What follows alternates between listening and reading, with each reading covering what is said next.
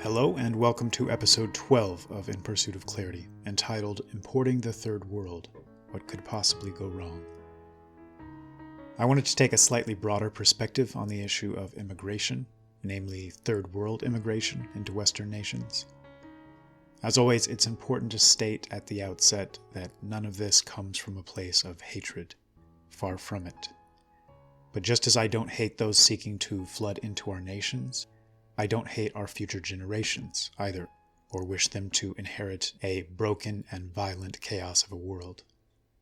So these topics need to be discussed, and they need to be discussed honestly and directly. You'll often hear TV pundits and politicians in their endless back and forth about whether migrants commit more crime than native citizens, what their net effect on our economy is, etc. As per usual, I hoped we might zoom out a bit and focus on the core concepts to avoid getting lost in the weeds. In my opinion, there are three umbrella factors that make the importation of the third world devastating to any civilized nation that seeks to remain so. We'll call the first contagiousness, the second normalization, and the third cohesion breakdown. And if my take here is an accurate one, none of those pointless TV debates have much relevance. By contagiousness, I'm referring to the fact that everything about us as human beings is contagious. Everything we are, everything we do or say. An extreme example might be observing someone yawn and being unable to fight the impulse yourself, or coming into contact with someone in the deepest depths of depression and walking away feeling a bit darker for it. Take a moment and picture yourself in a room with a group of very well-dressed individuals, with perfect posture, moving and speaking gracefully. Might your subconscious prompt you to sit a bit taller, or stand up a bit straighter, or speak with a bit more clarity than if you just walked into a room in which all were slouched over, in dirty sweats, speaking lazily and chaotically? We all adjust ourselves, to a greater or lesser extent, to our surroundings. Our environment is a constant information stream with regards to how to carry ourselves, how to act and interact with the world at large. Which leads us into a description of what's meant by the second factor, normalization. Let's pretend that your entire town were composed of the second group of people I just mentioned. Individuals who'd essentially given up trying, or have never found any reason to try in the first place, with regards to bettering themselves or presenting a decent face to the world. This then becomes the norm, the baseline for behavior, giving everyone additional license to act in such a way without feeling like they were transgressing any unwritten code of conduct, without feeling any compulsion to act differently. Unchecked, these norms can free fall to any imaginable level of degenerate and unhealthy behavior, and they do, inevitably, without a conscious effort at preventing just this. And the third factor, cohesion breakdown. One of the clearest measures of strength of any nation, is its morale and its unity. And these are intimately connected. In a nation in which each individual feels a strong personal connection with and relation to his neighbor, and feels a resonance with those around him as if they were brothers, you have an environment in which individuals are willing to work tirelessly for the greater good, to engage in self-sacrifice in various ways, even fight and die, and do so with pride. These strong bonds and this resonance comes from being able to relate to and respect those around you, to see yourself in them, and to see them reflected in you. And this can't be artificially forced or faked. We either feel these natural impulses or we don't. And science has repeatedly shown that we tend to feel them in proportion to just how similar another human being is to ourselves. So now that we have our three factors defined, let's discuss their relation to mass migration. Each individual we import brings their environment and culture with them, a bit like an aura extending outwards in every direction. If their own nation happened to be a bit more impoverished than their new home, or a bit dirtier, or had a slightly more lax view of crime or corruption, these ideas are now imported into their new nation.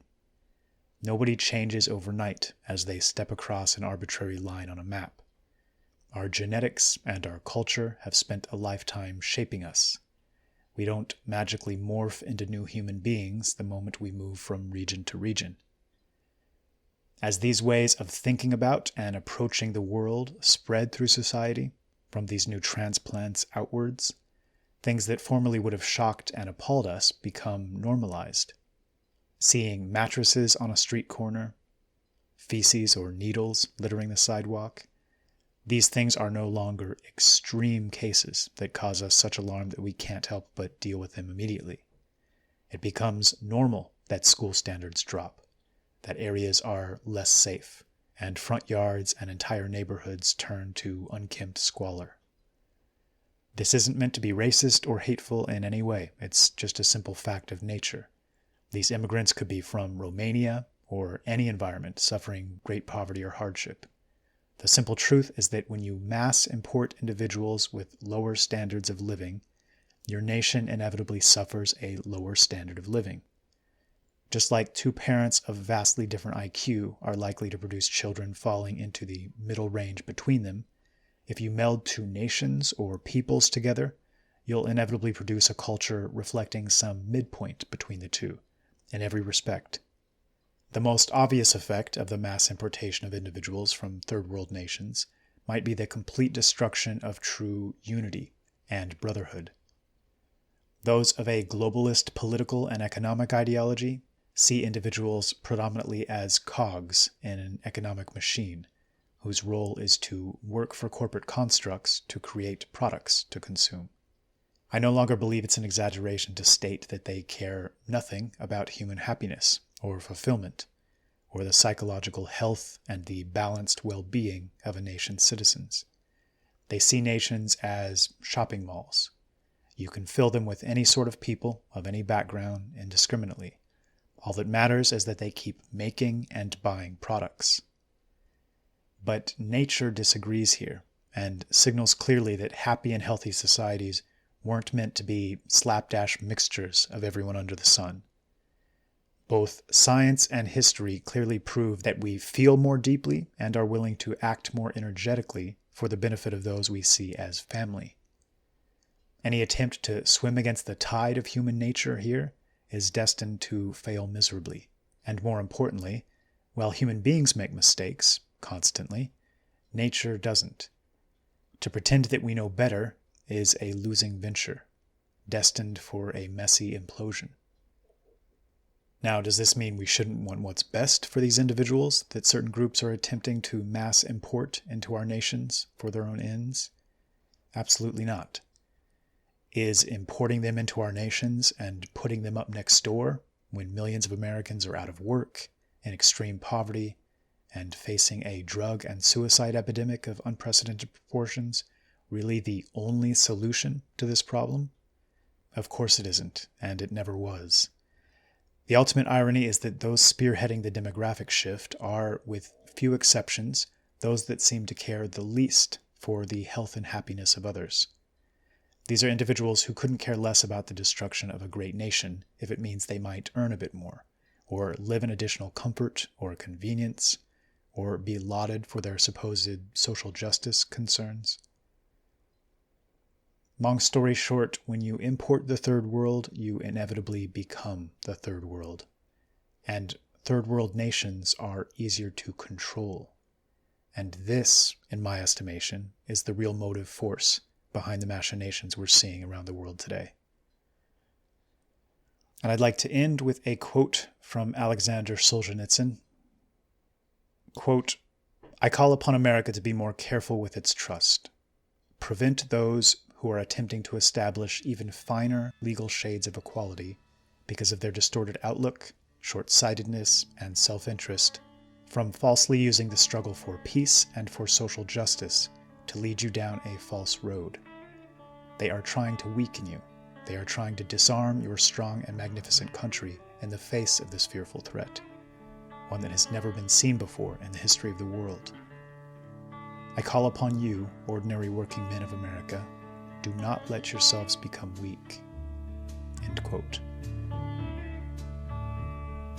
Thanks for listening.